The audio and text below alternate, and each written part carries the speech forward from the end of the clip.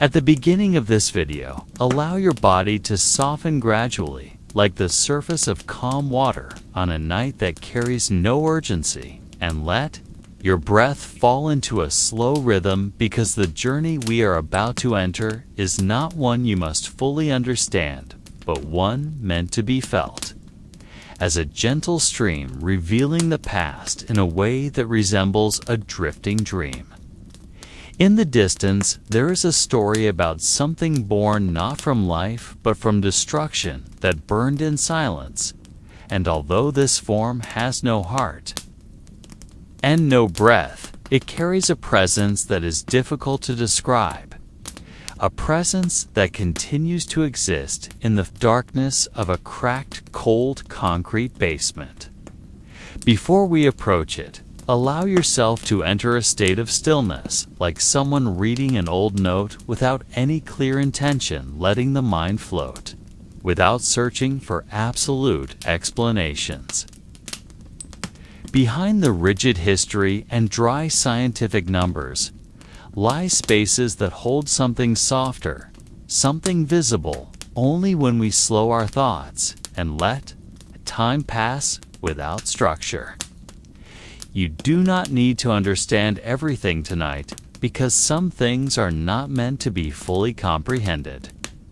There are events meant only to be observed, and there are places that ask only to be witnessed without conclusion. In this slow 2-hour journey, we will explore the layers of Chernobyl that are rarely spoken about, layers that remain silent underground, like the final breath of something that once burned too brightly for the world. There is nothing to chase and nothing to summarize, because you are entering a story that moves like a thin mist, touching the ground before fading almost without trace. Listen to the gentle flow of this narration, the way electric currents once filled the reactor halls, then disappeared, leaving behind an echo that never completely died. Soon we will sink slowly toward the base of this story, toward the place where something that was never meant to live took shape in darkness too hot for anyone to endure. For now, simply allow your eyes to soften and your thoughts to descend into calm, and let this story become a door into a long, quiet night. The year was 1986, a year recorded not only in official reports or news broadcasts, but also in the thin layers that settled on the soil, on the walls, and in the air, which became silent witnesses to something no one ever intended to occur. In a region that at the time was still part of northern Ukraine, stood a reactor complex built on the belief that energy was the answer to the future, and that the massive machines erected there could control the heat born from the heart of the atom. Yet on the night when a routine experiment shifted into a chain of events that could no longer be halted, the world watched how something created by human hands could lose control in an instant. Behind the neatly arranged accident records were spaces that escaped documentation, spaces holding echoes no longer audible, and the final steps of those who stood too close when the heat reached a point that could not be reversed. When the reactor exploded, it was not only the machinery that broke apart, but the very structure of time around it, as if a great tear had opened, leaving a pause still felt decades later, a pause stretching across the trees that now grow silently around the fractured remains of the building. If someone had stood on that same ground on the first day after the disaster, they might have sensed the air moving differently. Because air filled with invisible particles does not drift in the same manner, it feels heavier, yet strangely quicker, as though carrying tiny fragments of the exposed molten core. At that moment, no one knew that from such deep destruction, a new form was taking shape, a mass that would later be called the elephant foot, a mass that had no life, yet held enough heat to slow time itself in the space surrounding it.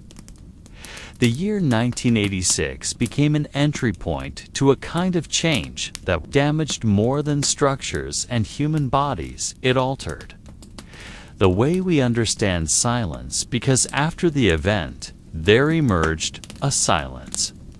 Unlike any before, a silence born from a place too hot to touch and too dark to grasp at a single glance.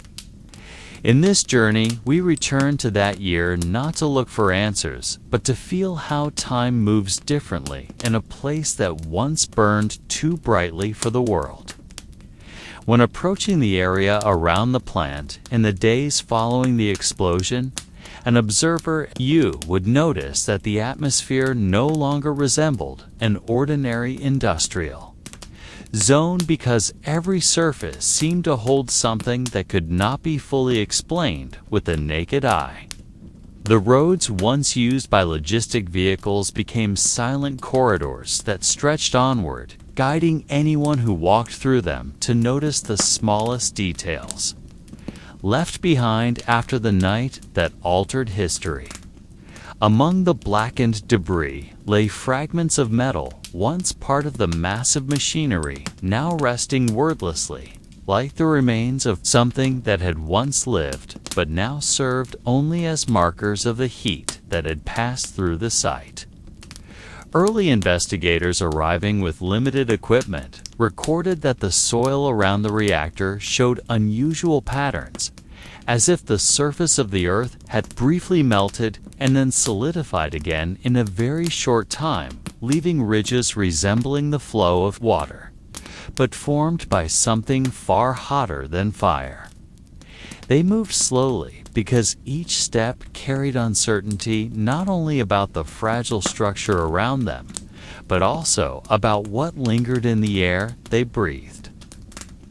When the morning sun touched the remnants of the concrete, its light appeared distorted, making the surfaces of the building look wavy, as though the space around them had bent slightly in ways that defied ordinary expectation.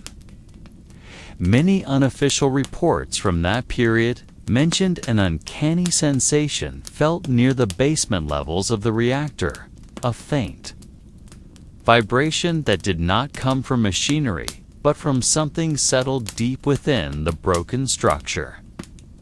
No one could determine the cause because the waves of heat from the previous night continued to sink downward through the layers of the building like a creature searching for its final form. In one sense, the air felt still yet. In another, there was a subtle shift suggesting that the place was beginning to form a new identity, one that had not yet been named. From afar, the wind passing through the trees sounded ordinary, but once it reached the area near the reactor, its tone became heavier, as though it carried fragments of memory from a heat that had never truly faded. At that moment, no one knew that beneath the rubble, a mass was slowly gathering piece by piece, a mass that would eventually become one of the most dangerous objects ever formed in the modern world. In the days that followed, the area began to reveal changes that were more subtle, yet far more unsettling, as if the entire place was trying to rearrange itself after receiving a heat that was never meant to be touched by the outside world. The concrete walls that remained standing displayed long spreading cracks resembling patterns on skin that had dried too quickly, and each fracture seemed like a path emitting a quiet presence that could not be fully articulated.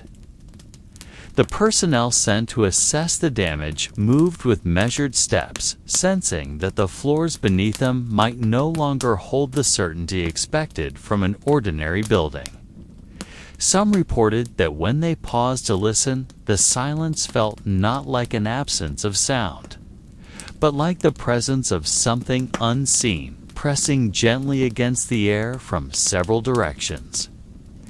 Fine gray dust traveled slowly down the damaged stairways like sand falling through a massive hourglass, and each grain carried a small fragment of the night when the reactor burned from within.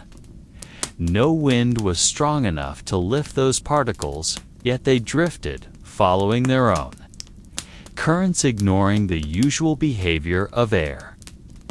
One technician wrote that temperatures shifted unpredictably between rooms, even though no visible source of heat remained, as if the structure itself held a remnant breath from the reactor core that had already lost its shape.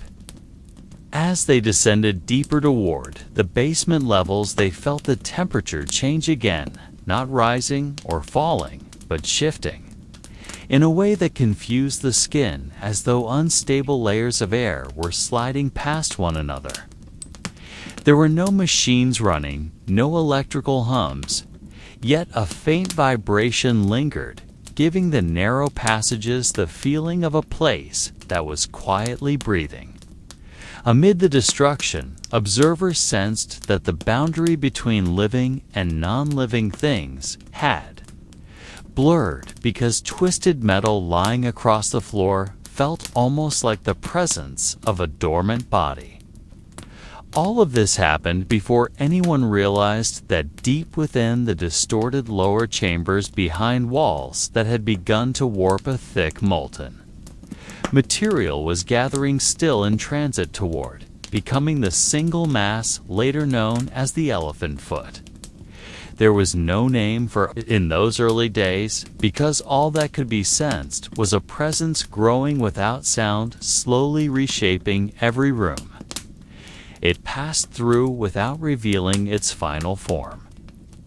Several weeks after the explosion, the researchers assigned to map the internal condition of the encounter began to notice patterns that could not be fully explained by the physics they relied upon. They recorded changes in the floors that seemed to flow like melting wax, yet it was neither wax nor pure metal, but a strange combination of concrete sand reactor material and remnants of graphite that had been exposed to extreme heat. These patterns appeared in certain corridors, especially in areas that once served as cooling pipe routes, as though something incredibly heavy and incredibly hot had moved slowly along a path not fully understood by humans. In their reports, there was no sound coming from the mass, yet its presence seemed to press against the space, affecting the movement of air and the way warmth or cold registered on the skin. One team described that in certain spots, not marked by any instrument, they felt a sensation resembling standing near a fire that gave no light, only a delicate but unmistakable heat. On the walls, they found thin layers of glass formed from melted sand, as though the building was creating new minerals without intention. In several machine rooms, they discovered traces that looked like magma flows, but more solid and slower than anything found on Earth. These traces followed a specific line, descending stairways, crossing corridors, and ending in the lower structure. No one knew whether the path was shaped by gravity or an unknown internal force. What they did understand was that the trail seemed to mark the journey of a mass that was beginning to establish its own reputation as something that could not be approached without serious danger. At that time, there were no remote cameras strong enough to document its final shape, and the term elephant foot did not yet exist because no person had seen the form directly. Yet from the patterns they followed, a faint impression began to form that some new shape was gathering itself in silence, like something born of destruction, but with no intention other than to remain where it chose to settle. Outside the building, the remaining trees showed subtle changes in color, but none of those shifts compared to the transformation occurring at the bottom of the reactor. for down there time seemed trapped alongside a heat that refused to fade, and the observers sensed they were only standing on the surface of something far deeper than human instruments could ever measure. When the first team to descend to the lowest level of the reactor building returned with reports that could not be fully phrased in technical language, the other researchers began to understand that they were facing something not only dangerous, but also difficult to comprehend logically. In the narrow space that had once been a drainage area, they saw a dense mass lacking any clear shape, yet possessing a surface that resembled a mixture of molten stone and metal that had solidified, then melted again in a rhythm not following any natural thermal pattern. The mass did not move, but it felt as though it was doing something to the space around it, drawing and pushing the air in waves undetectable by instruments. When one team member stood too close, he felt a faint sensation similar to being near an electrical field, yet with no sound, no spark, only a gentle pressure that made his chest feel heavy. They noted that the surface of the object appeared solid from afar, yet up close it looked like hardened mud that had cracked into thin, irregular lines. The small light from their helmet lamps caused the mass to reflect a dull shimmer, not like metal, yet not like stone, but something between both. On the floor surrounding the mass, radiation readings were so high that their instruments began showing anomalies, as if the signals were trying to break past their limits. Within seconds, the device grew too hot to hold and had to be abandoned. They realized this mass was not simply a residual product of the reaction, but a new form composed of a fusion that had never appeared under natural Earth conditions. There was no proper term to describe it then, and the team wrote that its presence made time feel denser, as though their steps were heavier despite carrying no additional weight. One researcher described the feeling as walking inside a room not entirely belonging to the human world. When they left the basement, their clothing had to be discarded and their bodies washed repeatedly. Yet what they could not wash off was the sense that whatever they had seen down there was not merely an object, but something continuing to change while appearing still. That night, their notes ended with one simple sentence, more honest than the technical report surrounding it, stating that the form seemed to be waiting for something, though no one knew what it was waiting for. From that moment, the name Elephant Foot began to circulate, though no one felt certain the name truly represented what they had encountered.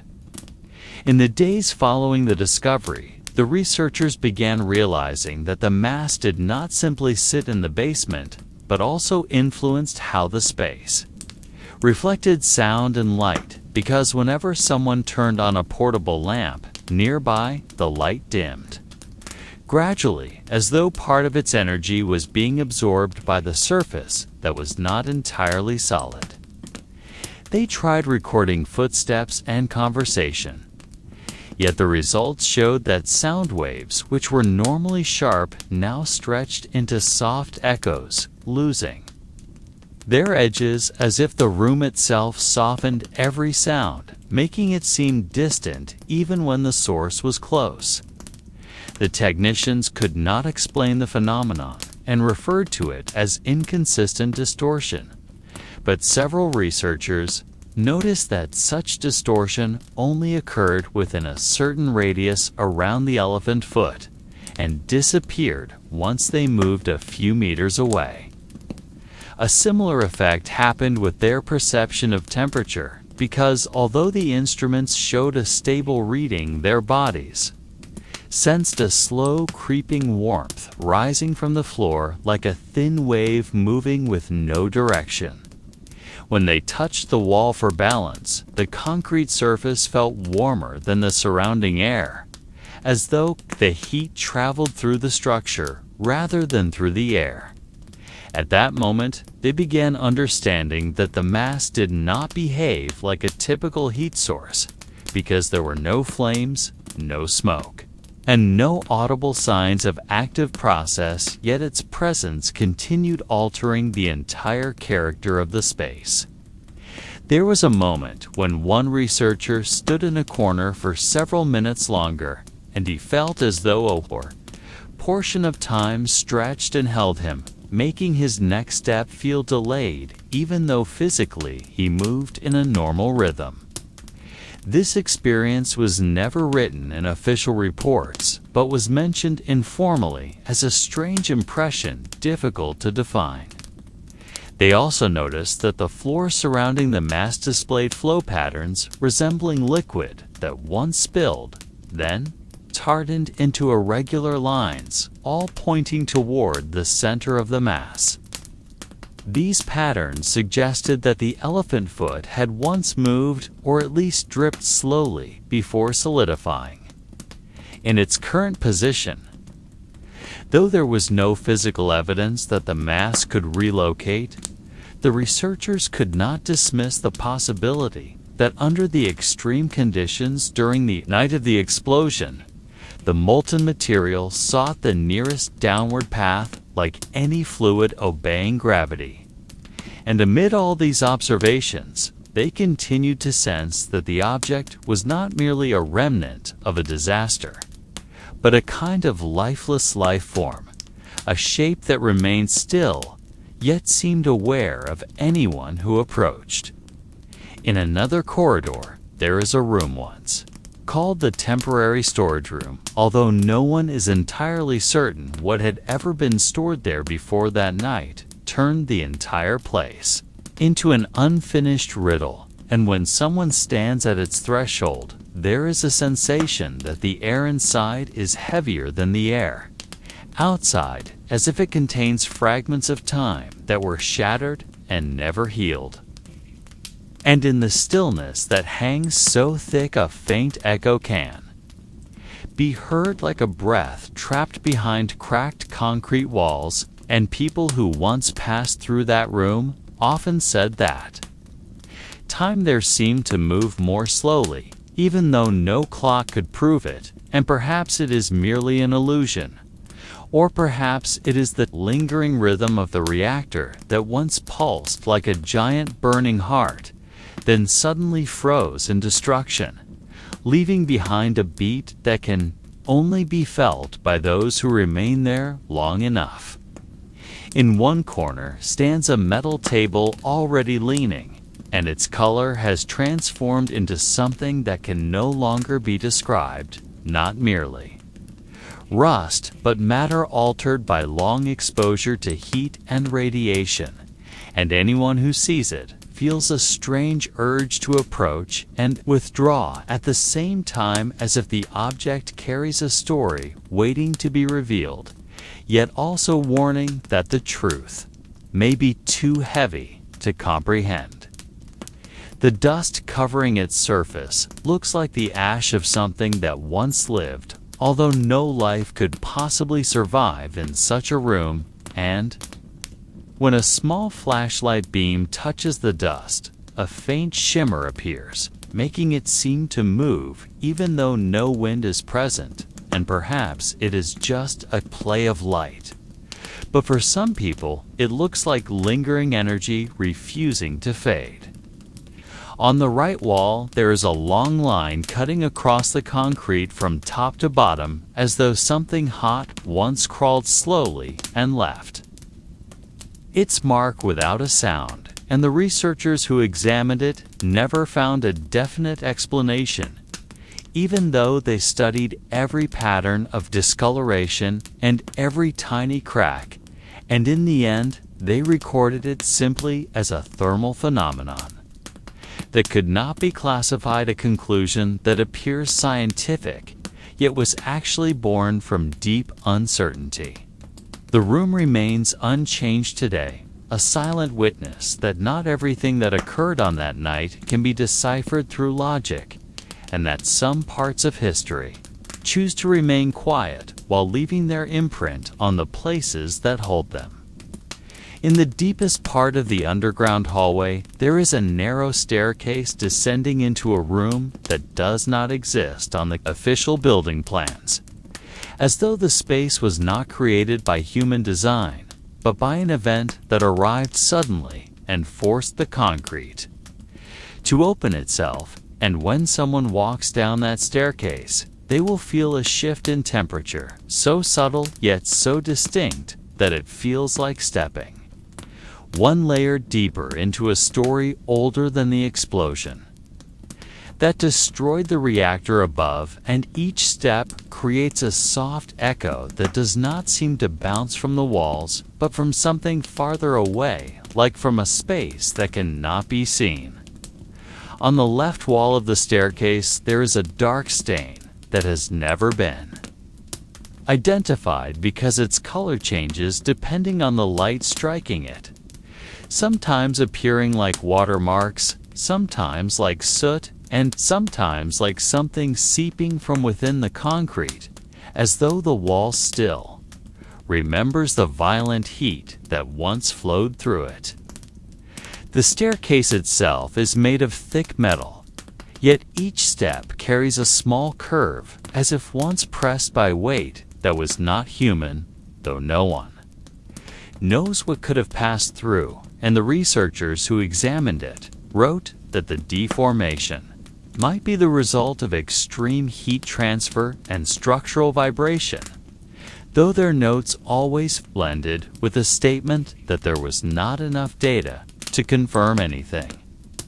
At the base of the staircase, one finds a small circular room without any door other than the entrance, and the room carries the smell of wet metal that never disappears, even though there is no water nearby.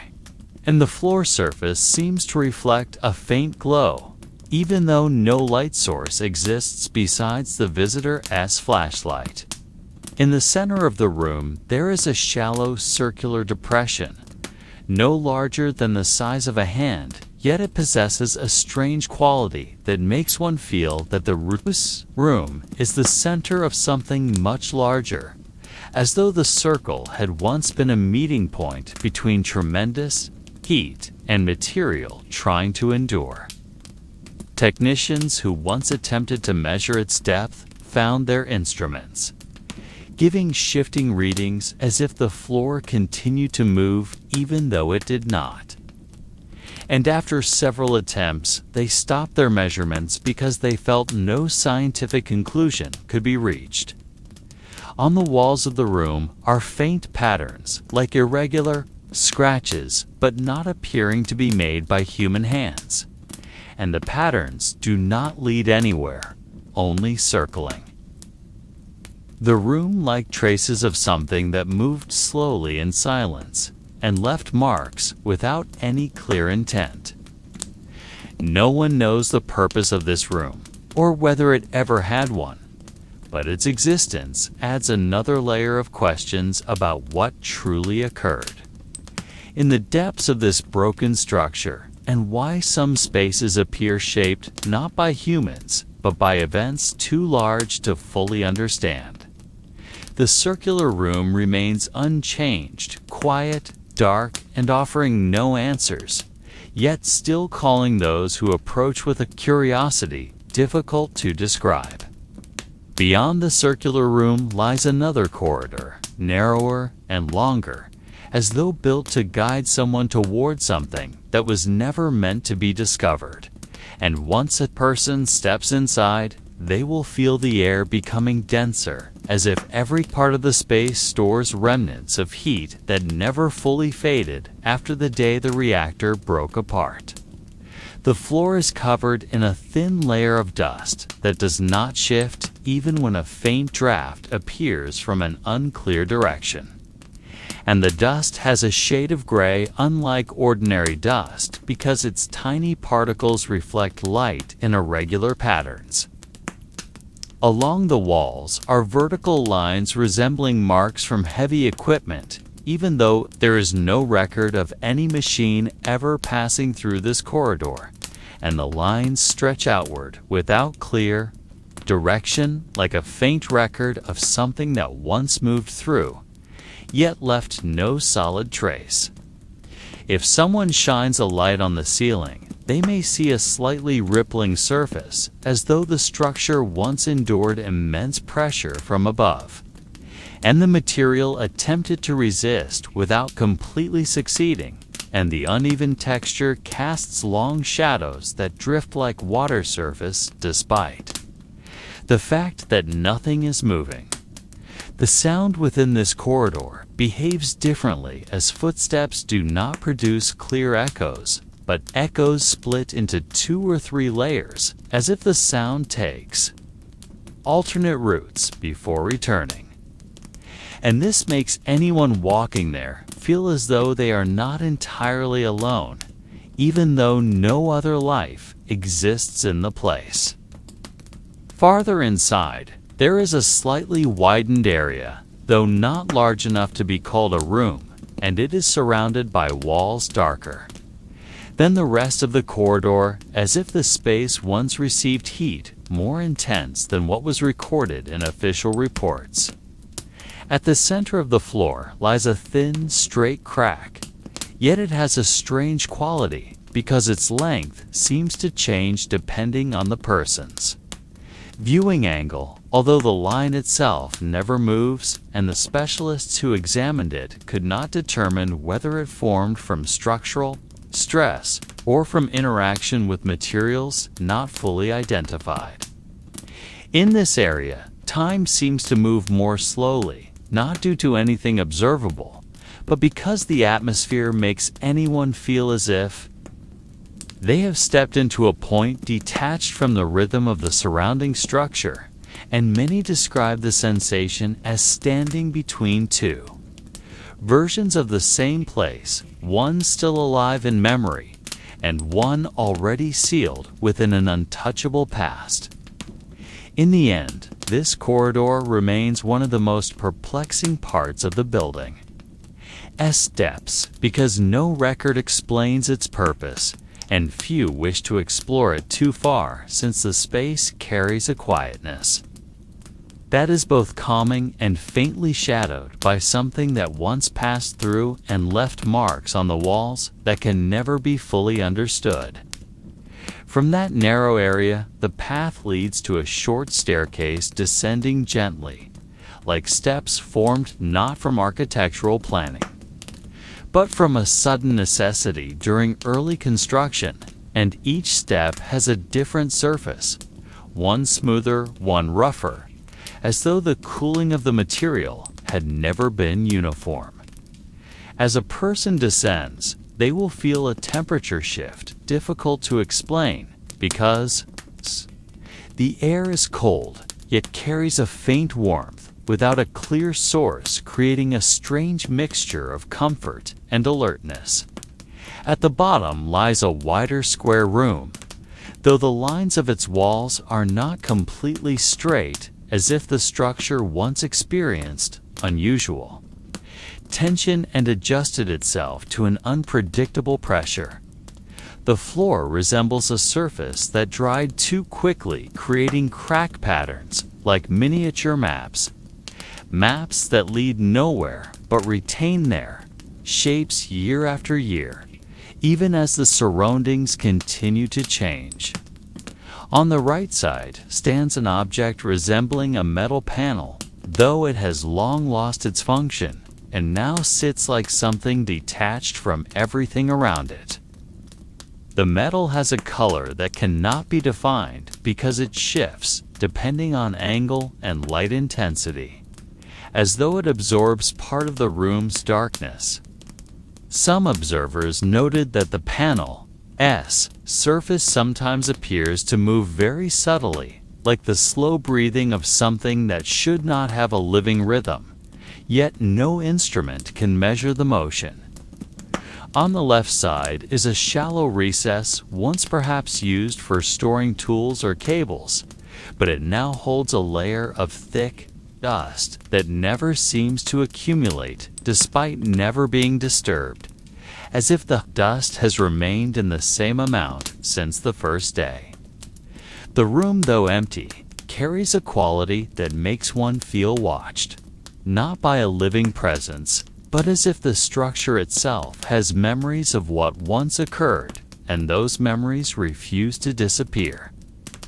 If someone stands long enough, they may hear faint noises similar to the soft scrape between two metal surfaces, yet the sound lacks a clear direction and appears only at irregular intervals, making it difficult to determine whether it is real or merely the resonance of an aging building. Many describe this space as a point of transition where the atmosphere shifts from industrial remnants to something deeper and older, as if the building opens a layer rarely seen. This room becomes a reminder that even in the most absolute silence, traces of the past remain not meant to be erased and not meant to be fully understood. From that room, the path continues into a narrow corridor that looks like a passage without a clear purpose, yet still constructed with walls that follow a straight line as if its builders wanted this part to remain simple even, though its original function is now difficult to guess. When someone enters the corridor, they may sense a slight change in air pressure, not accompanied by wind or movement, making it feel like a response from the building, acknowledging new footsteps. The floor is covered with a thin layer of dust, but the dust does not shift when walked upon and remains in patterns that seem to obey a rule unknown to anyone. Along the walls, there are dark stains without clear shape, showing no signs of melting or burning, leaving questions whether they were formed by passing heat or by reactions between the building materials and something that no longer exists here. The corridor is not long yet. It carries a quality that makes it feel farther than its actual size, because footsteps inside it do not echo in the usual way within narrow spaces. Sounds become heavier, yet more distant, as though absorbed by a thin layer hanging in the air, a layer invisible but noticeable when someone tries to take a deeper breath. A faint scent resembling cold metal mixed with damp concrete emerges from the walls, despite the absence of any source of moisture, and it lasts only for a few seconds before disappearing completely. In certain spots, the walls appear to have been rubbed repeatedly, leaving smoother patches, though there are no records or evidence that anyone touched them after the early days of the disaster. If someone stops in the middle of the corridor and closes their eyes, they may sense a delicate vibration not coming from machinery or moving air, since no systems remain active in this area. The vibration feels more like an echo rising from the lower floors, as if something is still shifting far beneath the structure, even though all access to the deepest sections has long been sealed. Many technical visitors describe this corridor as a marker path, a threshold dividing the part of the world still understandable from the other, part that changed drastically after the explosion. This corridor becomes a silent bridge where time does not move quickly or slowly, but seems suspended in a fixed position, as if the place refuses to follow the rhythm of the surrounding buildings. In such stillness, one can feel how the great disaster from decades ago still sends its faint waves into structures that never fully recovered. After leaving the narrow corridor, one arrives in a more open room, though its quietness remains indistinguishable from the spaces before it. This room once served as a temporary storage area for tools and materials that needed to be moved between reactor. units, but now it holds only layers of air drifting slowly as if reluctant to shift from their original positions. The walls have a faded ash-colored tone caused by years of exposure to radioactive dust, turning their surfaces into something that no longer resembles paint, but instead resembles deposition of particles that never stop settling. When someone steps into the room, their movements feel heavier, not because of their body weight, but because the floor absorbs sound and vibration in an unusual way, making each step quieter than expected. On one side of the room sits a line of large metal containers shaped like industrial drums, though their size and heat marks show that these objects once experienced extreme conditions. They are now empty, yet a faint smell similar to burnt graphite occasionally emerges when the air moves at just the right angle. Their surfaces display thin cracking patterns, not caused by impact or pressure, but by prolonged exposure to heat followed by sudden cooling leaving lines that resemble miniature maps. Many technical visitors describe these lines as invisible records of temperatures that once melted reactor flooring and now remain only as markings, slowly fading with time. In the center of the room, the floor dips slightly, forming a shallow basin not due to structural damage, but more like pressure that once traveled through the layers of concrete from events occurring far below in the underground chambers. Standing in that exact spot, a person may sense a gentle pull, as though the local gravity shifts ever so slightly. Though no instrument can measure this feeling, technicians who have passed through this area often describe it as a space that still carries the echoes of energy that once surged through the building with more intensity than any structure was meant to endure. In the farthest corner lies a shadow that always appears denser than the others, even though the lighting in the room remains unchanged. The shadow does not move yet. It seems to hold the light rather than simply fall onto the surface. Some say it is merely the effect of uneven walls, while others believe the area still contains remnants of heat that once traveled through the room, causing the air particles there to lose the rude ability to reflect light in a normal way. This room becomes a place where one can feel how the remaining tremors of energy from the night of the accident still travel softly, not harmful yet persistent reminders that something unimaginably powerful once penetrated the layers of the building, leaving traces that cannot truly disappear even after decades have passed. And when someone steps out of the room, they realize that every part of this structure holds small stories that continue moving quietly without needing any sound to keep them alive.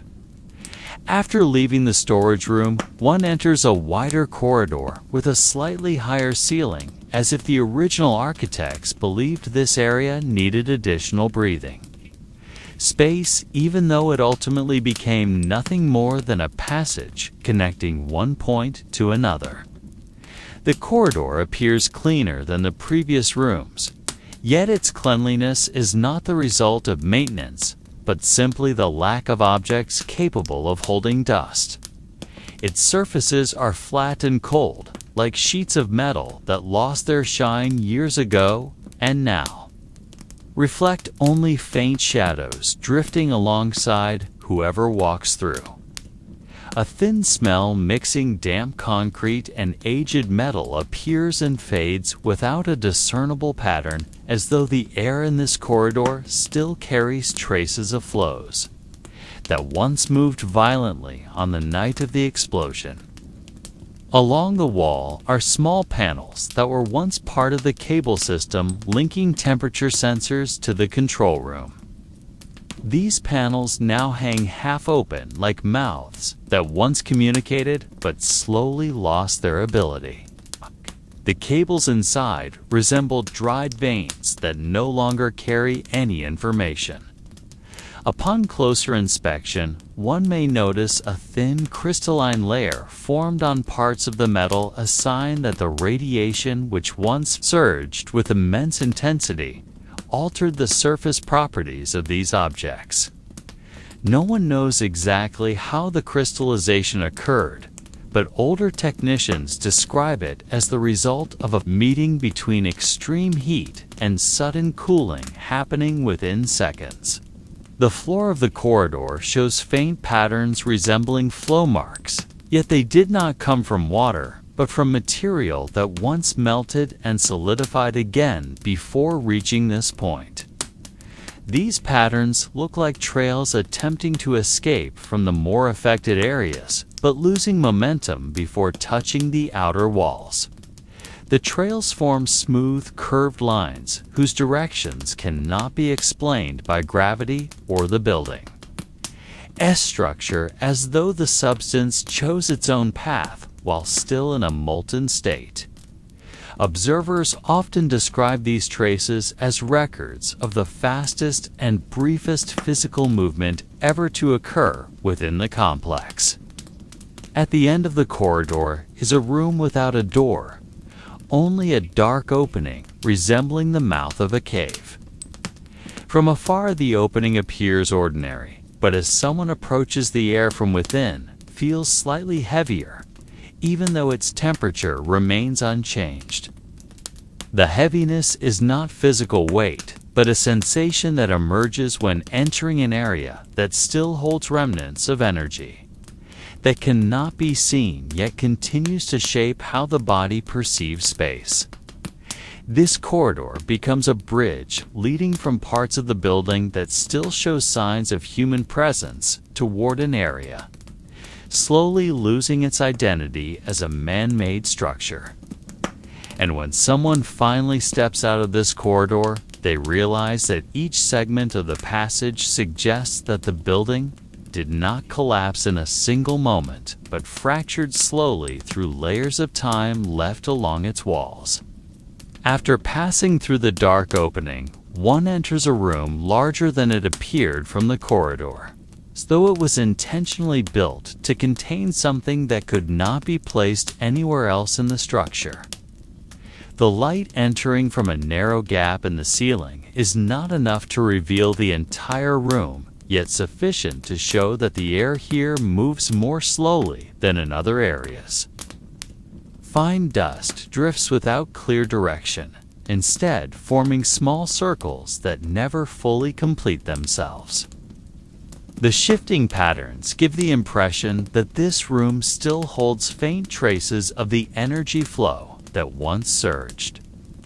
From the reactor core, on the night of the accident, the walls have uneven surfaces as if they once endured significant pressure rising from underground, but stopped just before causing structural failure. In several areas, vertical streaks appear resembling liquid drips from above, despite the absence of any actual fluid. Researchers who have studied this space believe these streaks were created by intense heat traveling through steel and concrete, leaving patterns similar to running water, but actually formed by thermal expansion and contraction occurring at unusual speeds. These streaks cast long shadows across the floor whenever a small light moves through the room, creating patterns that shift gradually over time. On one side of the room sits a metal platform shaped like a large table, though it no longer serves any purpose. Its edges show signs of melting, as if struck by fragments of hot material ejected from the units below ground. Approaching the platform reveals a slight downward curve at its center, suggesting that it once bore significant pressure for a brief moment. No one knows whether it once held specific equipment or was merely structural support, but its Distorted form indicates that something moving at extreme speed once passed across its surface. The platform is often referenced as one of the points where energy escaping from the reactor first reached the upper layers of the building. At the far end of the room lies a patch of floor with a noticeably different color. It appears darker and denser, though no additional material was placed there. The surface looks as if it formed from fused metal dust and melted debris that hardened into a layer, now inseparable from the original floor. Anyone standing there may feel a faint warmth, slightly higher than the rest of the room, even though no source of heat is visible. Technicians referred to this area as the echo point, a place where the heat of the explosion continues to reflect traces of itself over and over now, only as a nearly imperceptible sensation that still remains. This room acts as a large vessel, holding the physical memory of an event too sudden and too forceful to be fully captured by human record. When someone leaves this space, they carry the impression that the lingering metal scent and slow-drifting dust are not merely remnants of disaster, but fragments of time still circling within their own pattern. As someone walks farther away from the large chamber, they encounter a corridor that is not particularly long, yet carries an entirely different atmosphere, as if something once moved through its walls, not physically, but as a subtle flow, traveling between layers of the building's material. The corridor is filled with a silence denser than the rooms before it, and the silence seems to float like a layer covering its entire length. There are no significant objects inside, only walls whose surfaces appear slightly damp, even though no water is present. The dampness is not from moisture, but from condensation formed by a delicate temperature difference between the air outside and the air that has lingered in the corridor since the night of the event. The texture of the walls creates the impression that this space holds the last breath of the cooling system that belts failed abruptly, leaving behind a faint trace of moisture that never fully disappears. The floor feels different from other parts of the building because its surface is rougher, composed of tiny grains fused into the concrete after being exposed to heat. Looking closely, one might see small particles reflecting dim light, though they are not pure metal, but a mixture of reactor dust and melted sand that solidified into a structure never intended by design. When stepping through this corridor, the movement produces an extremely soft echo, almost inaudible, yet enough to make someone aware that the space is not completely silent.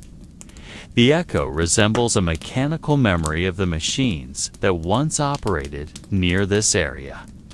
Halfway down the corridor, a long mark appears on the left wall, a line that looks as if it was created by something, not shaped by human tools. The mark is shallow, but follows a consistent, wavering pattern, as though tracing the direction of heat energy that once traveled rapidly, leaving a thin, hardened trail before fading away.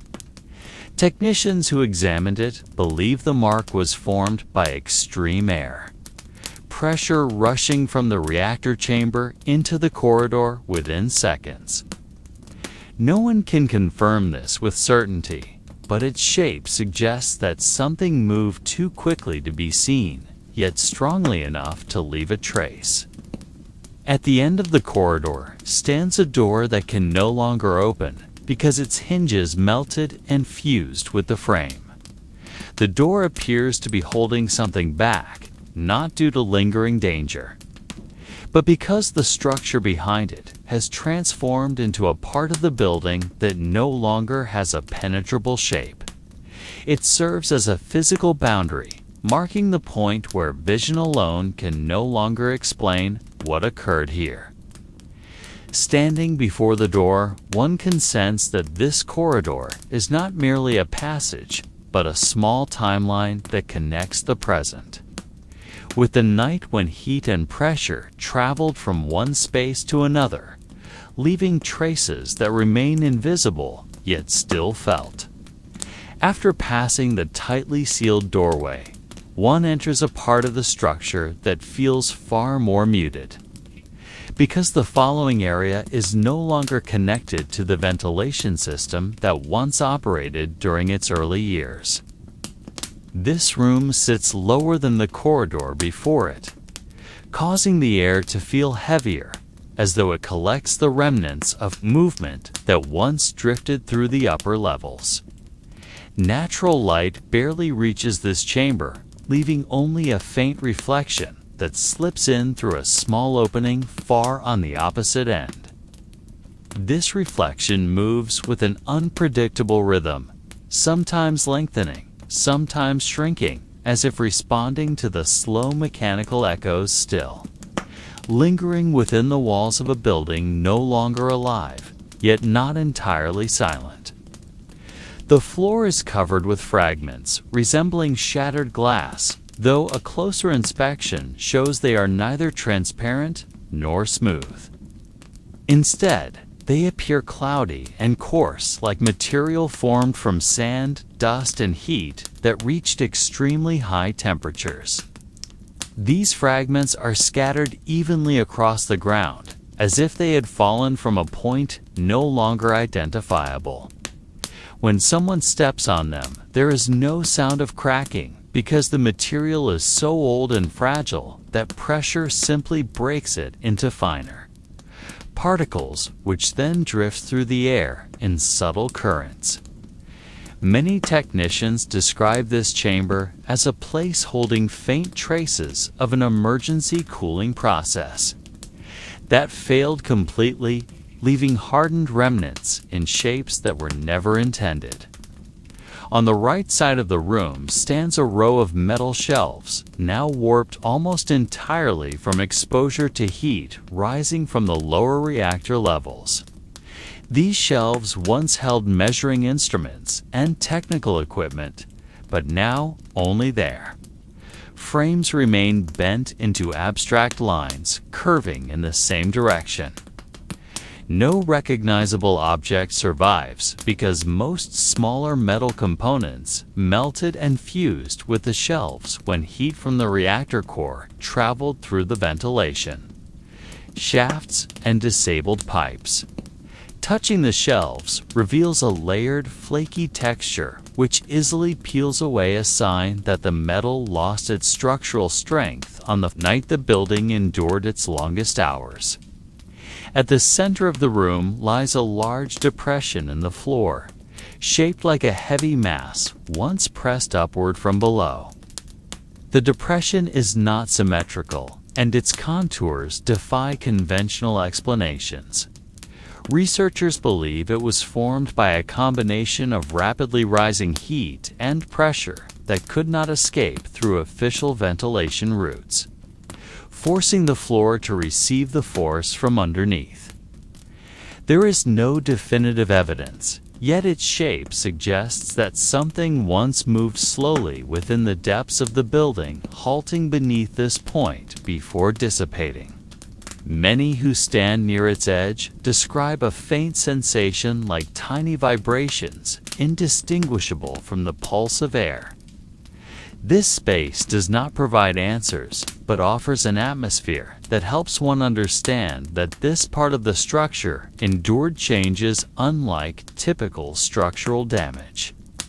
Every surface, every particle, and every shadow here holds a fragment of the energy that once moved with too much force to be perceived directly. And as someone exits the room, they realize that the deeper they travel into the building, the more layers of time fold into forms that are no longer easy to interpret. 5. After descending the short steps that connect the previous room to the next, Someone enters a floor noticeably colder, as if the temperature here does not follow the building's natural patterns, but instead moves with a rhythm unique to this space.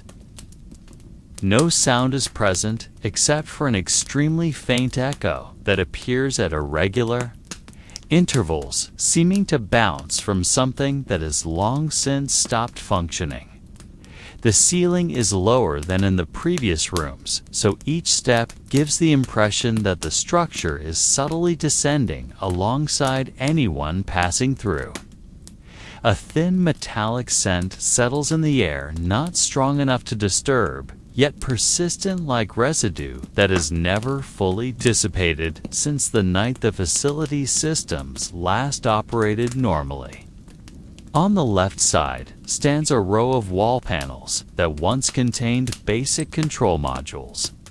They are now empty, leaving behind squared outlines where electronic devices were mounted. A closer look reveals discolorations on the surface, as though certain sections were briefly scorched while others remained cool. The pattern is irregular, not matching the shape of any known device, leading some technicians to conclude that the heat from the accident did not spread through official channels, but through gaps never intended to conduct such energy. The vacant panels resemble unfilled frames, as if this room once witnessed the final set of commands that were never fully carried out. To the right is a structure resembling a door, yet lacking hinges or handles. Its surface is smooth like a sheet of metal shaped without joints, making it difficult to determine whether it is truly a doorway or simply part of the wall. Many technical visitors report that when standing directly before it, they feel a slow upward drift of cold air rising from beneath the floor. It is not strong enough to be sensed as a breeze, yet definite enough to create a subtle temperature gradient pointing toward that exact spot. There is no official record of what lies beyond it. Some believe it to be an emergency access point sealed after the building became unstable. Others think it is not a door at all, but a result of structural deformation caused by pressure migrating upward from deeper levels of the facility. In the center of the room lies a long, thin line across the floor, resembling the trace of a slight shift. It is not deep yet, stretches nearly the entire length of the space without interruption. Some people view it as a crack, but upon touch, it shows no depth. It is more like a faint change in texture or coloration formed by long-term pressure rather than sudden damage. Several technicians describe it as the imprint of vibrations that once originated from the reactor chambers far below the building. The trace may not indicate harm, yet it conveys the sense that something once moved slowly through the structure, leaving a quiet mark that remains visible but no longer active. As one exits this space, they feel a subtle shift in the air, as though stepping away from a room that contains not only remnants of past heat and pressure, but also folded layers of time clinging to every surface. This is not a room that offers explanations, but one that reminds visitors that the structure holds far more events than any official documentation can fully reconstruct. The next room feels like a long pause between two events that were never officially recorded. Upon entering this area, one immediately senses a shift in the quality of the air, neither warmer nor colder, but denser, as though every particle resists the movement passing through it. This room is much larger than the previous one, yet its size does not offer relief. Instead, the openness brings the impression that its walls once vibrated so intensely their shapes no longer follow their original construction lines. Artificial light from the remaining ceiling fixtures casts a steady yellow tone. Yet in the stillness, the light appears foreign, as if performing a duty long after the facility itself has ceased to function. On the left stands a large frame resembling the remains of heavy lifting equipment. The structure looks like metallic bones that once supported a machine no longer present. Its surface is dotted with small holes that do not resemble corrosion, but rather burn marks formed when heat interacted with the metal in irregular patterns. Some technicians studying this room believe the equipment was not only exposed to external heat, but may also have carried energy. Surging through its internal structure in unusual condition rarely documented in typical reactor accidents. On the right side of the room sits an arrangement of large rectangular containers lined up neatly. At first glance, they appear intact, yet their front surfaces show gentle outward bulges as if something once pushed from within. There is no record of what was stored inside them and no indication that any of them were ever opened. However, the subtle deformities suggest that internal pressure once increased dramatically. Despite this, no container is cracked or ruptured. Their preserved shape leads some to suspect that the material briefly softened under extreme heat before rehardening in a slightly altered form. The floor contains several small depressions the size of a cupped hand.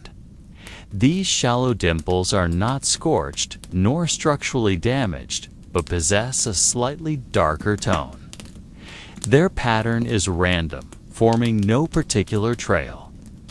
When touched, the depressions feel colder, noticeably cooler than the surrounding floor. Early studies conducted after the building was sealed suggest these marks may be places where hot air concentrated and pressed downward for several minutes before dissipating. This room leaves the impression of a space that once endured pressure from multiple directions without ever fully collapsing. Every surface from the walls to the floor seems to hold remnants of slow movements. No longer visible, but still present as subtle changes in the atmosphere. And as one steps out, they carry the sense that this room is one of the points where time, pressure, and heat once met in a way that cannot be entirely explained. This next room lies closer to the core of the structure, which makes its atmosphere feel different from the very first step across its threshold. There are no sounds coming from outside nor from deeper within the building, only a silence so dense that one feels as if their movements slow themselves down. The walls in this room have a much rougher texture than those in the previous areas, as though their surfaces were brushed by streams of air carrying heated particles that left uneven marks on the paint now nearly peeled away. When someone touches these walls, they feel a surface that is unstable, a mixture of decades-old dust and weakened material that crumbles easily under even the lightest contact. The floor is cleaner than expected, though not from maintenance, but because long ago. The heat burned away small debris and fused the material into a denser surface. This floor reflects light in an unusual way, creating a muted sheen that comes not from smoothness, but from structural changes caused by exposure to extreme temperatures. In several corners, small, dull rings appear, as though droplets of metal once fell and solidified in uneven shapes. There is no confirmed documentation of what these droplets were made of, though some researchers believe they are mixtures of metals that melted together and settled onto the floor before cooling abruptly. At the center of the room rests a low structure resembling a small platform. Though it is asymmetric, and shows no trace of human use. The surface looks as though it experienced pressure from above, yet lacks any identifiable pattern that would explain what pressed against it. Some specialists argue that the platform may have been formed by vibrations and heat waves that moved through the room on the night of the accident, while others believe it is the remnant of an unknown material that once existed there before disappearing along with the flow of heat and gravity. No explanation has ever been confirmed, and to this day, the platform remains one of the features that provokes ongoing debate among those who have studied this site.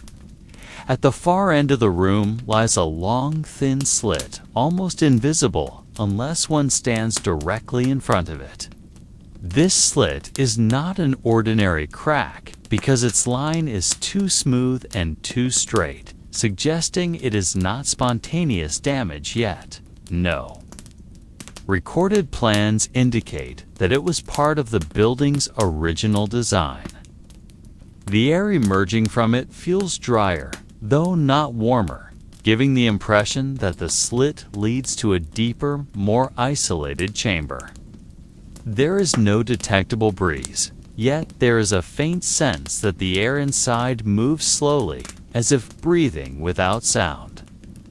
This room leaves the impression that whatever happened here did not provide enough evidence to be understood, yet left enough presence to be felt. And as someone walks away, they carry with them a subtle trace, a quiet question without an immediate answer that follows. Their steps like a shadow, not fully attached to the light.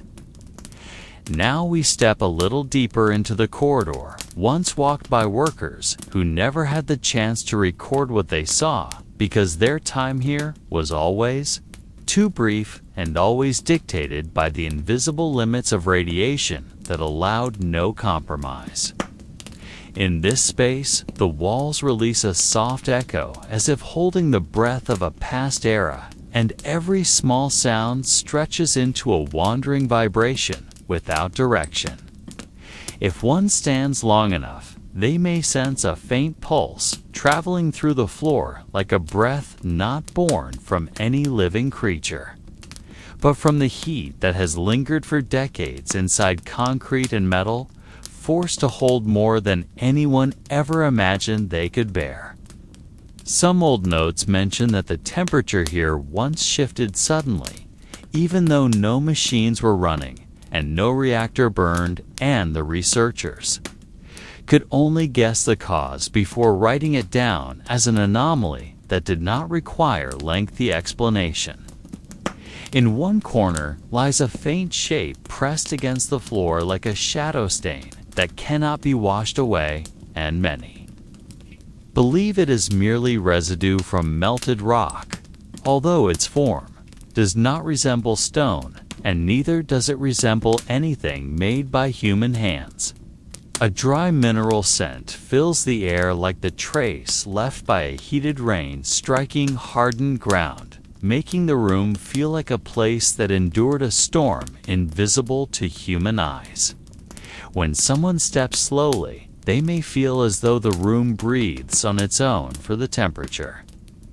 Shifts in ways that do not follow the logic of night or day, nor the seasons that exist beyond the boundary of this zone. All of these sensations create the impression that this place is not simply a room, but a vessel of memories that never sleeps, waiting for someone to feel it, without ever fully knowing what truly happened inside. As we continue moving down the next corridor, the atmosphere becomes denser, as if the air carries fragments of time that never fully disappeared. The small lights installed many years after the accident can illuminate only part of the walls, leaving the rest submerged in a soft quiet. Darkness that feels unthreatening, yet still holds something difficult to explain. Each step creates a thin echo that makes the space appear longer than it truly is, and the echo slips into the crevices of metal that once endured unimaginable heat on the night of the disaster, when every structure here was forced to bear a weight no human had planned for.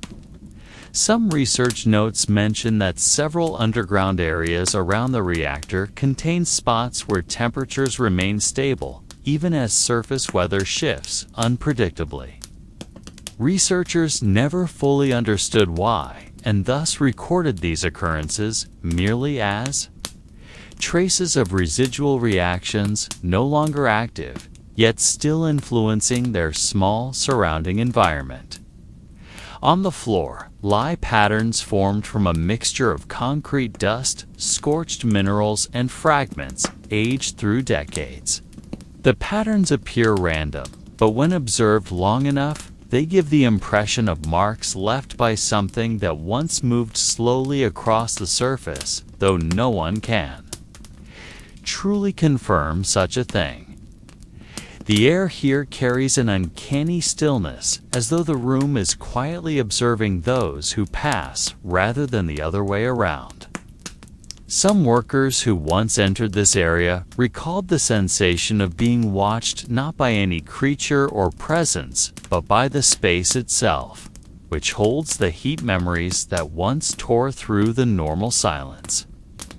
This room encourages slower steps without command, because something feels fragile, yet enduring, like a trace of formless life that remains. Here, not as a threat, but as a sign that something was born from destruction, and though it does not breathe, it still leaves behind its existence. The deeper one moves into this part of the building, the more obvious it becomes that the rooms no longer follow the architectural logic they were originally built with.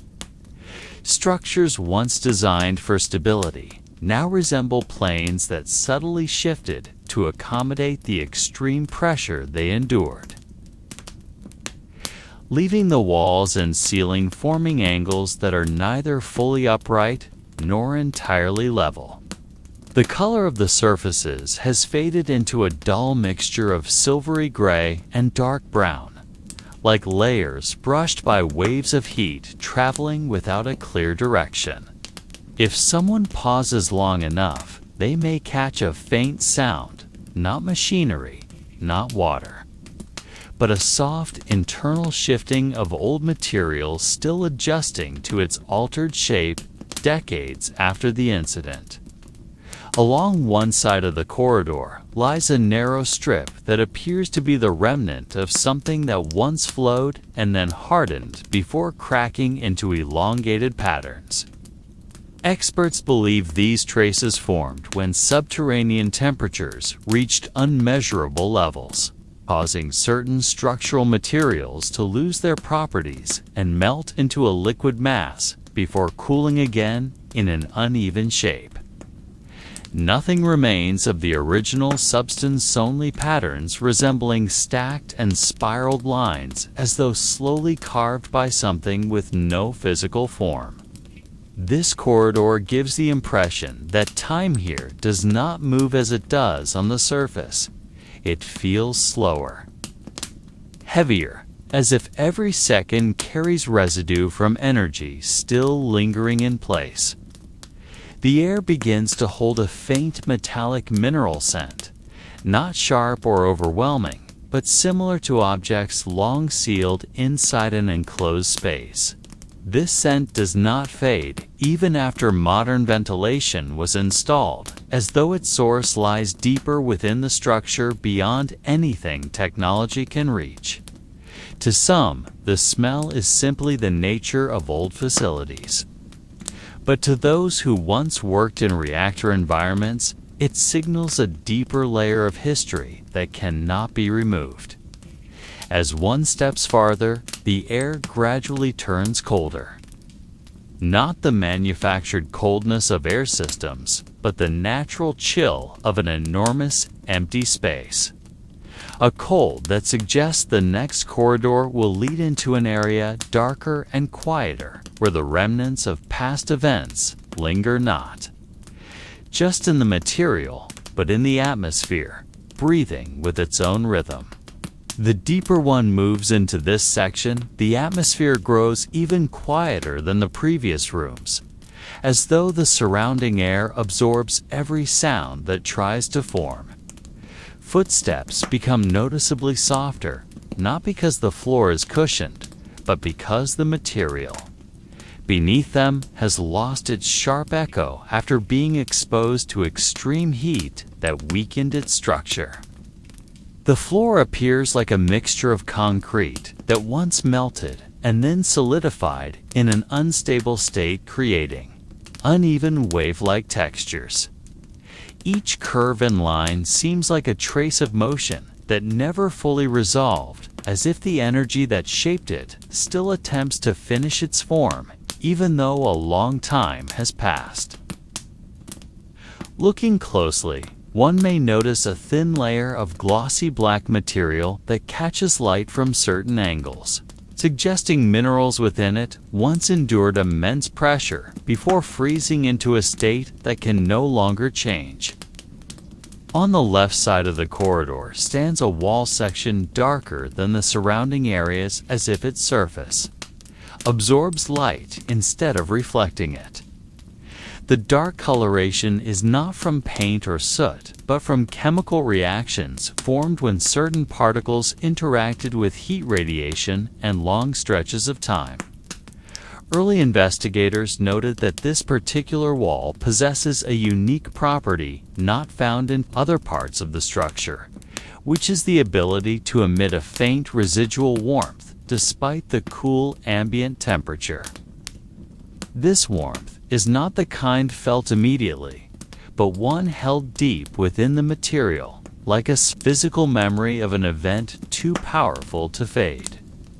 Some who stand close enough claim to feel a slight tingling in their fingertips, like a subtle warm current moving past, though the room itself remains cold.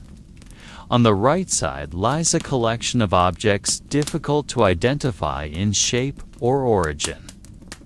No labels, no records, and no surviving documentation explain how they came to be. Their shapes are not round or square, but rather compact masses made of layered material fused together by heat and pressure. They are solid, yet show surface patterns of fine, repeated lines, as though something had moved through them while the mass was still soft. Researchers speculate that these objects formed spontaneously when different structural and technical materials melted together and were swept in one direction before cooling. Yet no theory adequately explains why the patterns seem to follow a certain rhythm, as if small movements occurred inside them before the final stage of solidification. Every element in this corridor suggests that not only its structure changed, but also the very nature of its materials shifted into a new state. There are no machines, no human activity, only traces hinting that this area endured pressures far beyond what a normal building could withstand. And as one continues forward without haste, they begin to sense that this corridor is an entryway to an area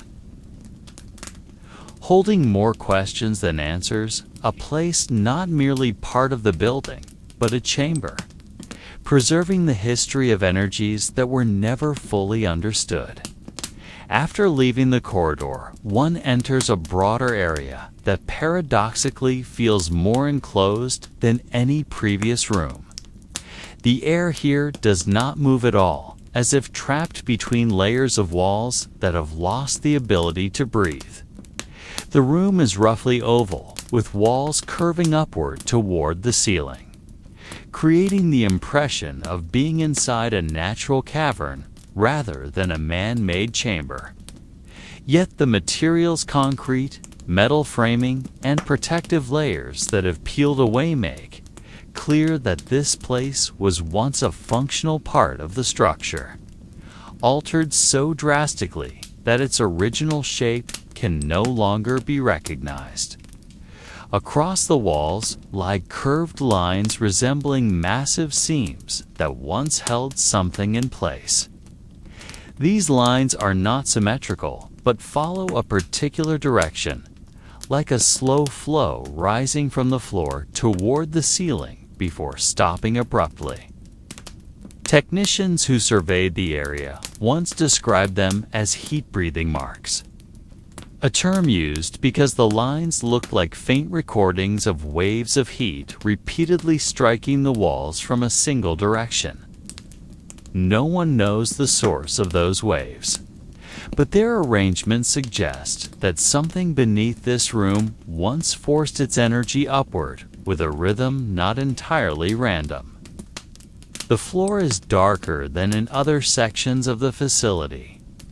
This darkness is not soot, but a discoloration caused when the material underwent an intense burst of heat in a very short time. The darkened surface absorbs incoming light, making the room dimmer than expected, even though the emergency lighting system remains intact.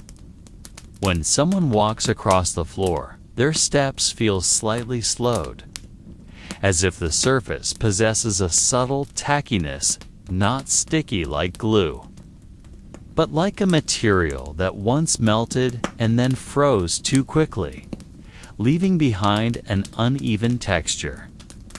In the center of the room lies an elongated depression resembling a large crack. But on closer inspection, it is not a fracture at all. It is a gradual downward curve, as if something once moved slowly across the floor. Some describe it as a track left by a heavy object sliding carefully, but there are no scuff marks or missing material, making that explanation unlikely. Researchers attempted to measure the depth and shape of this depression, but results varied each time, as though the floor subtly shifts in ways normal building mechanics cannot explain. Along the edges of the chamber rest several small metal objects bent in one direction, as if pulled or distorted by a force moving across the room. They appear to be remnants of technical equipment, though most are no longer recognizable. Some retain their original metallic sheen, while others have turned a pale burnt mineral color, as if scorched from within. Their untouched positions are considered faint evidence of the direction of the energy that once moved through this room. This space does not evoke danger, but feels like a boundary between two states no longer a standard technical room, yet not entirely destroyed. Every surface and shadow suggests that something once moved extremely slowly through the area, leaving faint changes perceivable only to those who examine the stillness long enough. And when one exits this chamber, they may feel as though they have passed through a room holding the residue of movements that were never fully visible, yet never entirely gone. The deeper one moves into this structure, the clearer it becomes that the building no longer follows the logic of the technical spaces it once possessed. The next area is a room whose shape cannot be fully understood at a single glance because its walls appear to shift, depending on the angle from which they are observed. If someone stops and watches patiently, they will realize that the room itself does not change shape, but the light reflecting off tiny particles in the air creates the impression that the walls drift slowly in a rhythm, as soft as a faint breath. The air feels warmer here, though no visible heat source exists, and the warmth does not rise like ordinary heat, but seems more like residual energy leaking outward without any clear direction. On the left side of the room stands a structure resembling a broken pillar. Yet closer inspection reveals that its surface is not the surface of a fracture, but of something once softened by extreme heat before hardening again. Its surface contains layered grooves resembling dripped wax frozen mid-flow. Experts who have examined this area believe the structure may have once been part of a large pipe or a reactor support element warped by pressure, never recorded in any technical diagram. But this theory cannot be proven because the material has changed too drastically from its original form. Across the floor lies a circular zone, lighter in color than the surrounding area. The surface is smooth, as if swept by a wave of hot air traveling at great speed. Many who enter the room describe this zone as the center of something that once passed through, although no physical trace of movement remains. Some reports say that standing in the exact center causes a person to feel faint microvibrations, not coming from the structure, but from within their own body, as though the room reflects their pulse back at them with a slight delay. The sensation is not dangerous, but enhances the impression that time behaves differently inside this space.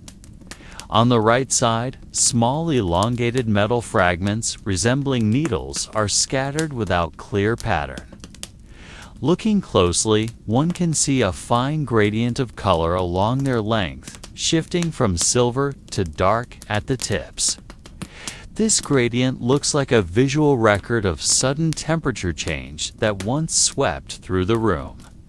Some researchers suspect the fragments were once components of measuring tools placed near the reactor, but their size makes their origin difficult to confirm. The entire room feels like a meeting point between heat, pressure, and time that once moved together during a night that reshaped its history. None of its signs provide a complete answer. Yet every contour and shadow indicates that the room holds remnants of a moment too fast and too powerful to be captured by ordinary means.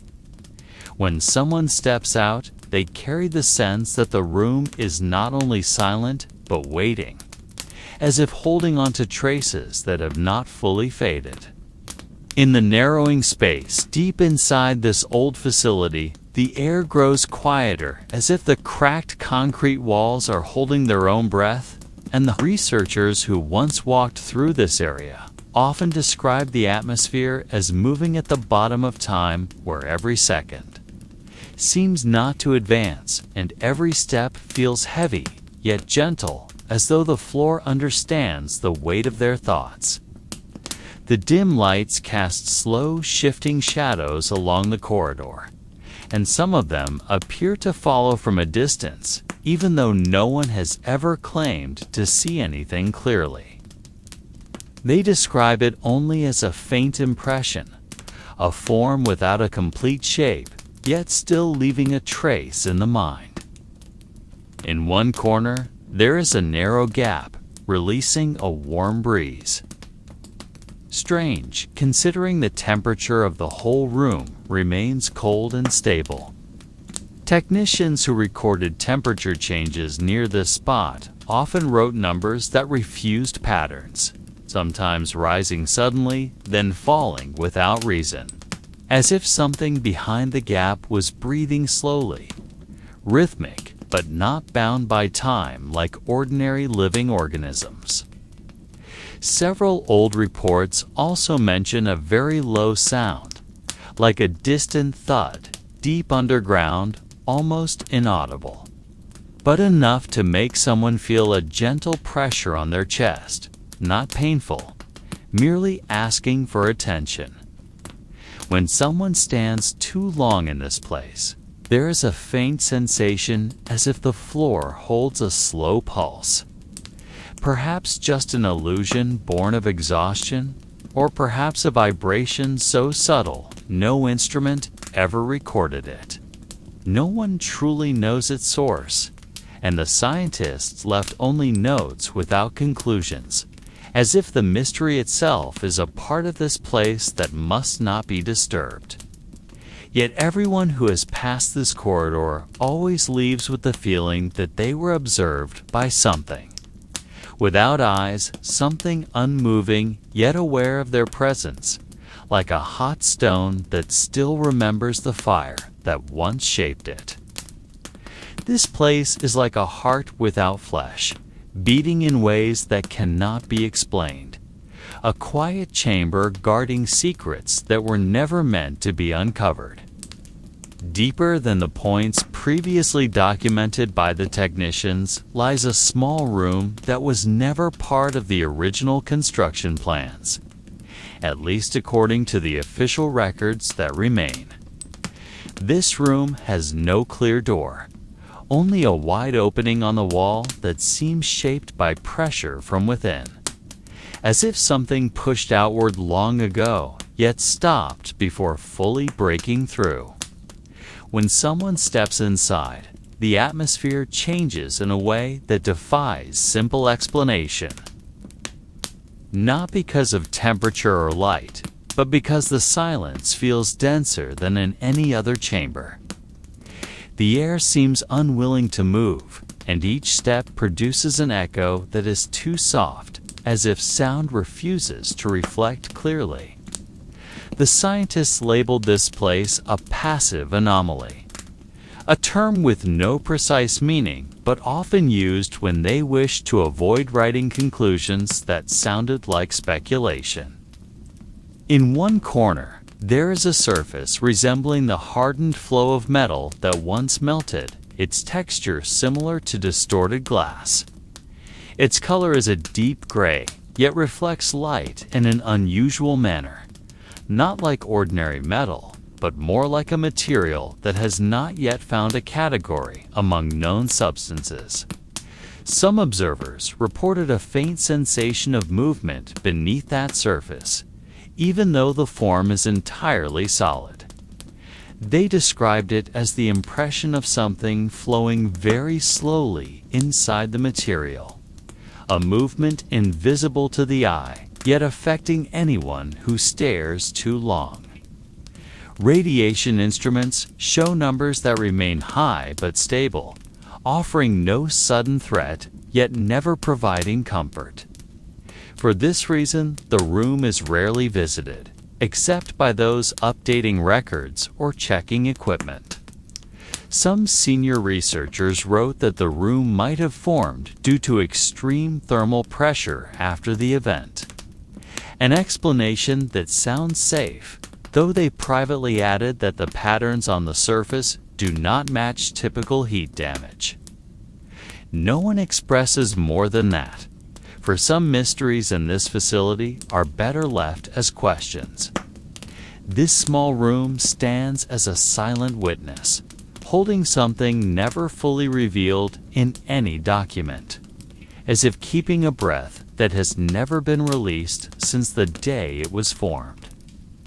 Farther beyond the anomalous room, the corridor narrows again, not due to design, but because the walls appear to have contracted, as though gradually losing structural resilience. Researchers often refer to this section as the quiet shift zone, a term born from the habit of documenting symptoms without offering theories. As one walks through it, the temperature seems to drop in an unnatural wane, a biting cold, but a cold defined by absence. A hollow chill that seeps through clothing and skin, even though temperature instruments register no change. Light from portable lamps also appears to dim slightly whenever directed at the walls, as if the surface absorbs illumination without altering its color. Along the walls are thin lines that resemble neither cracks nor machine-made grooves. They follow certain directions, like flows frozen in mid-movement. Attempts to map them revealed no repetition or symmetry typically seen in damage caused by mechanical stress. Each line is unique, shaped by an action no longer observable, perhaps a physical process that no longer occurs anywhere. Some who walk the corridor report a faint impression that these lines shift if stared at to long not moving. but altering their depth or sharpness, like shadows adjusting to unstable light. The floor in this zone is smoother than in previous areas, though not glossy. Its surface looks as though it has been polished by something without a physical form, leaving a muted sheen that renders reflections incomplete. Certain patches give slightly underfoot without leaving impressions. The surface relaxes momentarily, then returns to its original tension, like an ancient membrane that still maintains the last strands of its structural coherence. There are no building materials known to behave like this, yet no one insists on seeking further explanation. Those who have worked in the quiet shift zone often describe it as a place that does not wish to hold anything for long. Sounds fade too quickly.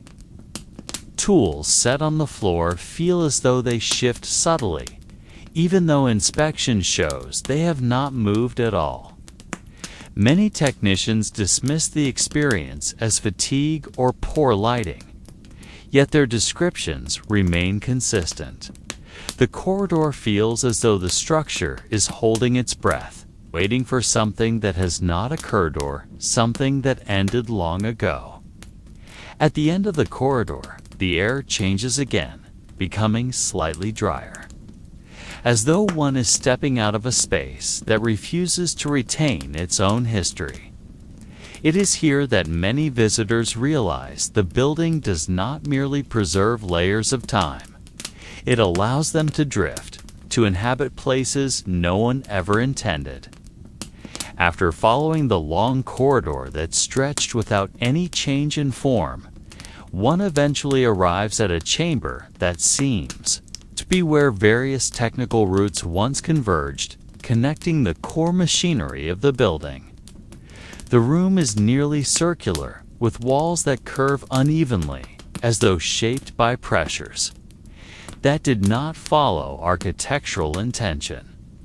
From a distance, the chamber appears empty, but as one steps further in the air, takes on a weight different from the previous sections, as if something had settled at the bottom of the room's atmosphere and remained there even though it could no longer be seen.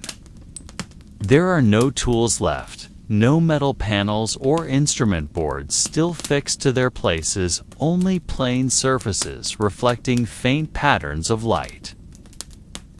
Along the walls lie faint lines shaped like thin marks that do not resemble anything made by human hands. These lines form overlapping arcs, as though influenced by currents of heat that once moved at immeasurable speeds. Each arc looks like a trace left behind by something that passed gently yet intensely enough to mark the surface without actually touching it. Technicians who studied the chamber suggested that the lines may have been formed by the movement of heavy particles on the night of the accident, though no conclusion has ever been confirmed. What can be observed is that the patterns resemble frozen ripples that remain almost unchanged by time. The floor carries a slightly darker tone than the walls and appears denser, as though pressure from below once accumulated at this point. Standing in the exact center, one might sense a gentle wave rising and falling in slow intervals. It is too faint to move the body, yet distinct enough to make someone aware that this chamber operates on a different rhythm from the others. Some describe it as a residual pulse from old energy still echoing softly within the structure of the floor. No instrument can verify this, but the subjective descriptions from visitors remain remarkably consistent. On the ceiling, tiny dark spots appear at first like dust, but closer inspection shows that they are remnants of material once melted and then solidified again in minuscule droplets. Their shapes are irregular, suggesting they once drifted freely before settling at the highest point of the chamber. These dots form no pattern, yet their presence hints that a complex upward flow of heat once occurred here in ways difficult to explain structurally. This circular room becomes a kind of ecocenter for the entire building, as though every change that happened elsewhere eventually converged here in its calmest form. No danger remains, yet the room still carries a sense of material memory impossible to erase, even after decades. And as one steps out of this place, they may notice their footsteps sounding slightly slower, as if the chamber attempts to hold on to a fragment of every movement passing through it. At the end of the corridor, connecting the previous circular chamber, lies an area that once served as a secondary control room, yet now only contains empty frameworks of panels and vacant screens. The air here carries a different density than the previous room, feeling heavier and more humid, as if storing traces of moisture and steam released by the failed cooling systems. Light enters only through small cracks in the walls and ceiling, creating thin shadows that drift slowly with the movement of air. These shadows do not follow a human rhythm, but seem to follow a natural pattern formed from accumulated slitch-old energy and residual heat lingering on metal and concrete surfaces. On the floor lie fragments of cables and thick pieces of glass from indicators once attached to the panels. These fragments are not scattered randomly, but form subtle, long lines tracing the paths of the wires that once carried electricity. Every step on the floor produces gentle vibrations that seem to travel through the cables and concrete, making anyone standing there aware that energy from the past still clings to the physical structure of the room. Technicians who have entered this space report that the sensation feels like a slow wave moving through the body, tangible enough to notice, yet not hindering movement. On one side of the chamber stands a large metal column that once served as a structural support and a conduit for cooling pipes. Its surface is covered in fine cracks caused by prolonged exposure to heat and pressure over the years. These cracks resemble abstract patterns following the direction of forces once acting on the material, as if the column preserves invisible records of all energy that has flowed around it. Approaching it, one can sense subtle temperature differences. Not hot, but enough to indicate that this metal had once been at a critical threshold. The ceiling also holds traces of time, with dark stains formed by dripped liquids and dust that accumulated over decades. The stains are not merely superficial, but appear fused with the surface, forming irregular patterns reminiscent of the energy flows that once filled this space.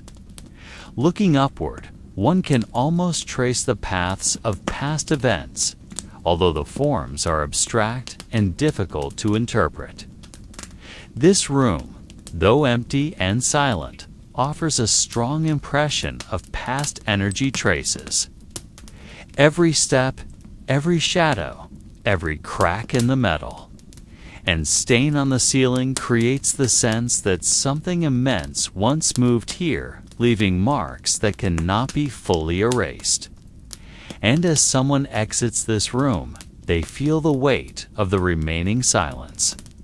A silence that carries the story of energy that once burned fiercely and still clings to the space despite the passing of time. Leaving the secondary control room, one enters a narrow corridor stretching toward the eastern section of the complex. The corridor carries a faint scent of scorched metal and air that feels denser, as if infused with fine particles from materials that once melted during the night of the accident. The old concrete walls bear long, irregular cracks reflecting thermal stresses from the initial explosion. These cracks resemble delicate veins running along the surface, giving the impression that the material still holds remnants of old energy not yet fully released. Each step along the corridor produces a subtle echo, as if sound has adhered to the structure and moves slowly over time, creating a rhythm almost invisible yet perceptible to the body. Emergency lights once installed in the ceiling now function only partially, casting pale light slowly along the walls. Reflections on the remaining metal surfaces produce thin shadows that shift with each step. Yet the shadows appear to adjust not to humans, but to the lingering energy flow in the corridor. Some technicians who frequently visit this site report that the corridor feels alive in a way that cannot be explained, as if it possesses a quiet awareness that observes each step gently without inducing fear. On the right side of the corridor lies a small steel door covering access to the old reactor storage room. The door shows signs of scorching and fine cracks caused by extreme heat. When touched, its surface feels warm despite the cold surroundings, as if still retaining traces of heat that once penetrated the steel. Nearby, the floor shows pressure marks forming asymmetrical patterns, indicating a strong flow of energy from beneath reaching the surface. This sensation can be felt by anyone standing directly above it, a subtle pull reminding that though the building appears still, its history continues to move as subtle yet tangible energy. The corridor itself serves as a transition, connecting rooms carrying stories from the past with deeper areas where remaining energy interacts with layers of dust, metal, and concrete. Every step, every movement of air, and every shadow contributes to the subtle, unseen pattern. The corridor offers no answers or explanations, but communicates that what once occurred within this structure will never completely disappear. Time and energy remain stored in invisible layers, waiting for those patient enough to perceive them. Approaching the deepest section of the complex, one enters a wider room with a high ceiling, its walls marked by dark stains from prolonged exposure to radiation and heat. The air feels dense, as if holding every movement and breath, and each step produces echoes that circle gently. Bouncing between metal and concrete surfaces, still retaining traces of energy from the night of the accident. Some areas of the floor are cracked in patterns almost geometric, yet imperfect, indicating an interaction between mechanical pressure and uncontrolled heat energy at the moment of the event. This room is not merely empty.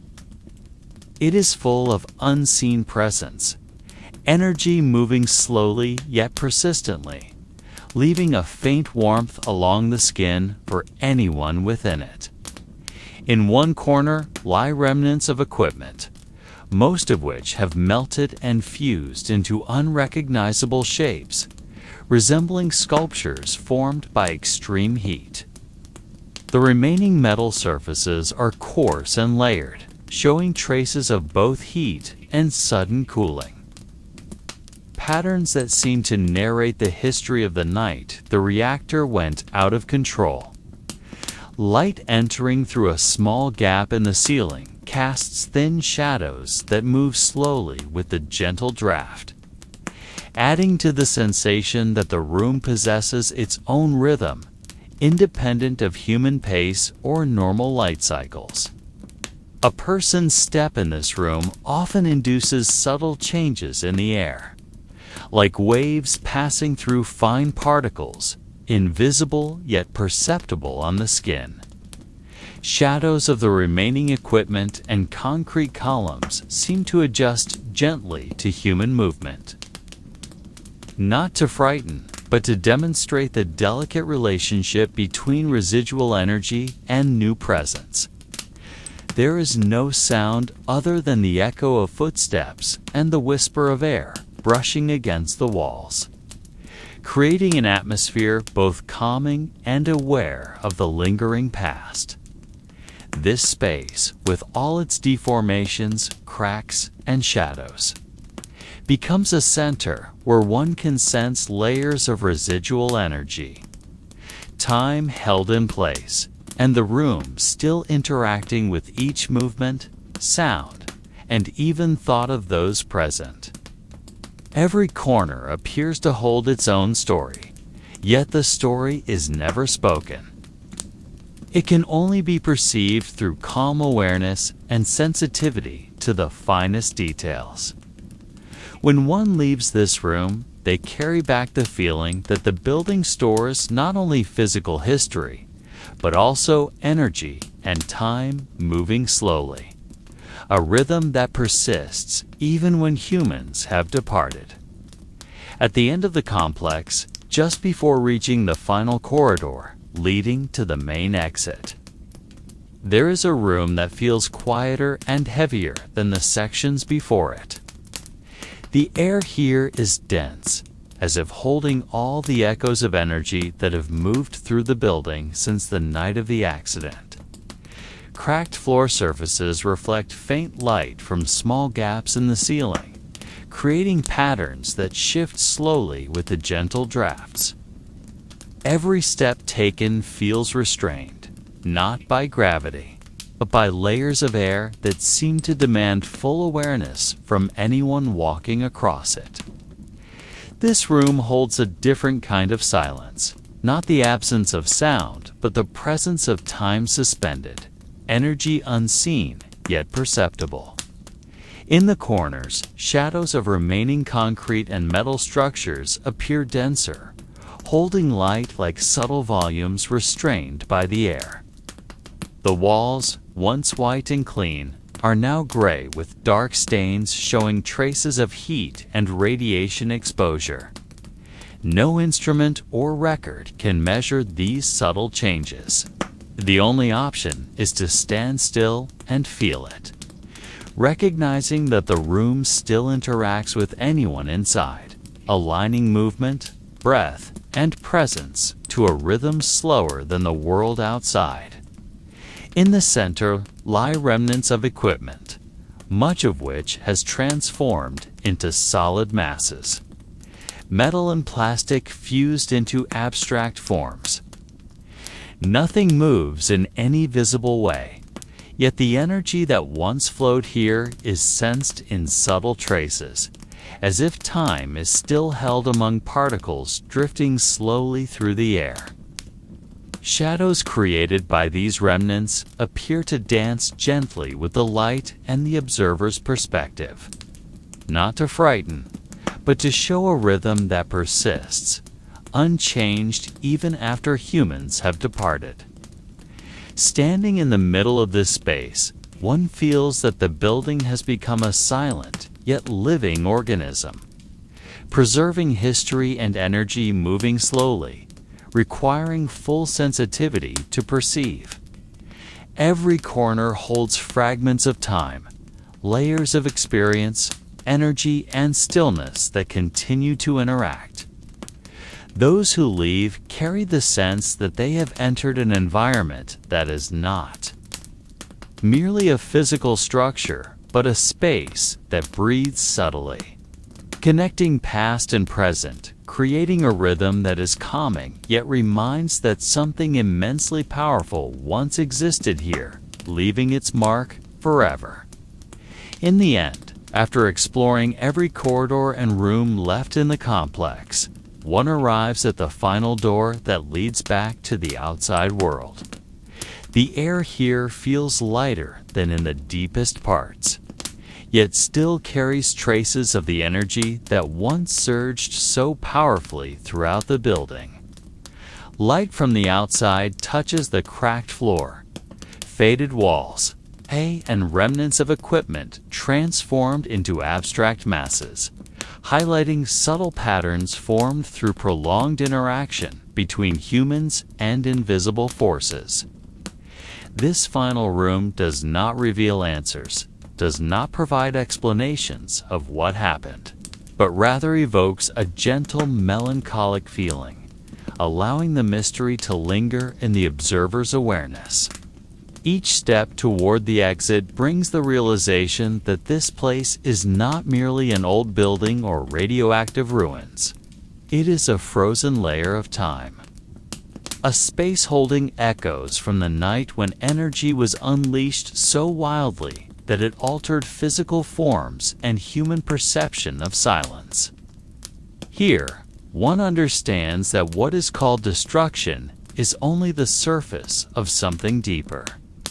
That energy, time, and human presence leave traces that do not vanish. This sensation is not frightening, but invites stillness for a moment, to sense how history, force, and silence merge into a rhythm that is subtle yet unshakable. At the threshold, one looks back once more into the complex, observing how outside light interacts with lingering shadows, how dust dances slowly through gaps in the air, and how layers of time left behind remain perceptible even when unseen. The space seems to breathe gently, holding memories, energy, and time in ways that humans cannot fully measure. And as the final step carries one out into the real world, there is a sense that something powerful and unseen still remains there, waiting among the shadows and light, a reminder that even when humans leave, the complex continues to live in the most unsubtle yet tangible manner. Thus, this journey concludes with a silence that offers no answers, but a feeling that the world has layers hidden from human eyes. That mystery is not meant to be solved, but felt, and that in every corner that once burned too brightly for the world, there still exists a slow pulse waiting to be inhaled, to be received in quiet, gentle, and eternal calm.